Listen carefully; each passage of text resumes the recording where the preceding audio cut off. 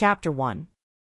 The scent of warm gingerbread and simmering love potions filled the air as Alice and Charles weaved through the bustling kitchens of the Fae realm.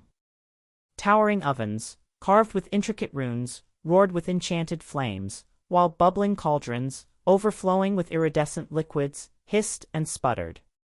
Shelves, laden with jars of shimmering powders and dried herbs that shimmered with an inner light, lined the cavernous walls. The kitchen witches, with their dark, flowing hair and eyes that sparkled like stardust, worked with a rhythmic precision, their laughter and the clinking of enchanted cookware creating a symphony of sound. "Careful with that dragon-scale dust, Willow." Brenda, the head kitchen witch, a formidable woman with raven hair streaked with silver and eyes as black as the night sky, called out across the room. "One sneeze, and we'll have a firestorm in here." Willow, a young witch with a mischievous glint in her eyes, giggled. "Don't worry, Brenda. I've got it under control." She winked at Alice and Charles as she carefully measured out the shimmering powder. "Besides," she added with a grin, "a little firestorm might spice things up around here." Brenda chuckled, shaking her head. "Just try not to burn the cauldron, dear. That last one took me a month to scrub clean." Alice and Charles, with their wild, untamed spirits, were right at home amidst the enchanting disarray. "Willow, is that a new batch of giggle grass cookies I smell?" Alice asked, her eyes sparkling with mischief.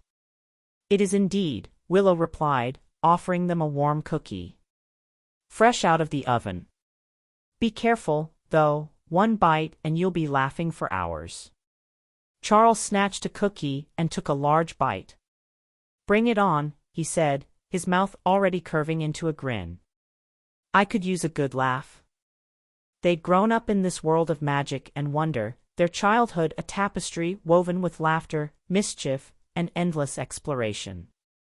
They'd spent countless hours climbing ancient trees, their laughter echoing through the leaves, swimming in crystal-clear lakes, their bodies shimmering with iridescent scales, and chasing fireflies through the twilight forest, their footsteps leaving trails of sparkling dust. Their days were a whirlwind of adventure, filled with daring escapades and fantastical tales. One day, as they were exploring the Whispering Woods, a place where the trees themselves gossiped and giggled, they stumbled upon a hidden clearing bathed in an ethereal glow. In the center stood an ancient oak, its gnarled branches reaching towards the sky like gnarled fingers. As they approached, a wave of warmth and love washed over them. A voice, clear as a bell, resonated within their minds, "My children, my sweet Alice, my naughty Charles." It was the tongueless one, their mother, communicating through the ancient magic of the oak. Though she had no tongue to speak, her thoughts flowed into their minds like a gentle stream, carrying with them the wisdom of the ages. "My sweet babes," she'd murmur, "the forest holds many secrets, but the greatest secret is the love that binds us all. Mother, we found a hidden grotto behind the waterfall." Charles had excitedly shared with her one day. "A grotto, you say? What wonders did you find within?" The tongueless one's voice was filled with amusement. "Crystals that sing," Alice chimed in. "And a family of pixies who paint with moonlight." Their friendship with the kitchen witch's children was as strong as any familial bond.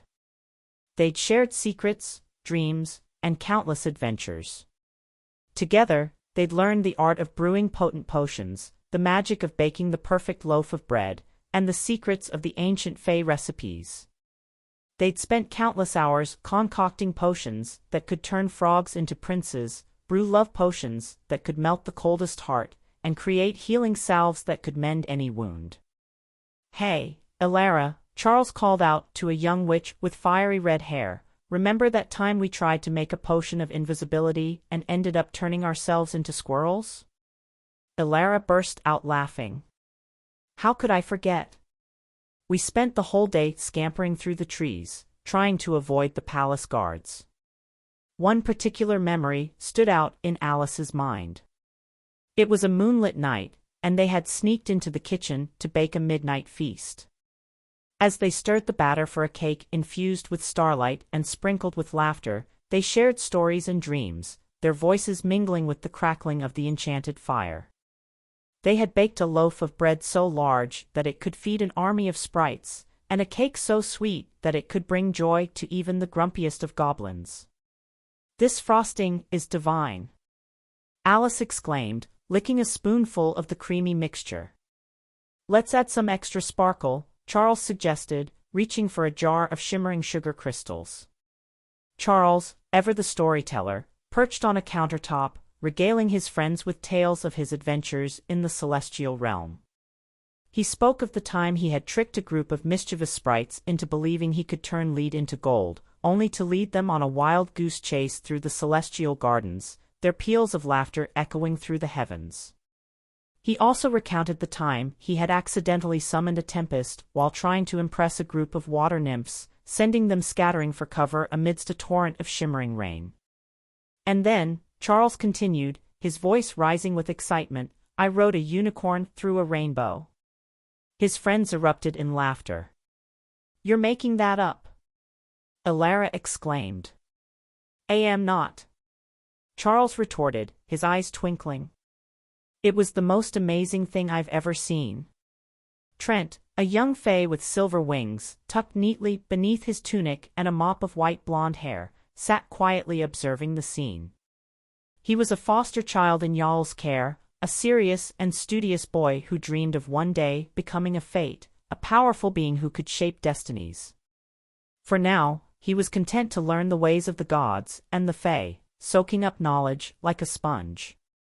He watched Alice and Charles with a mixture of admiration and envy, longing for the day he could join their wild adventures.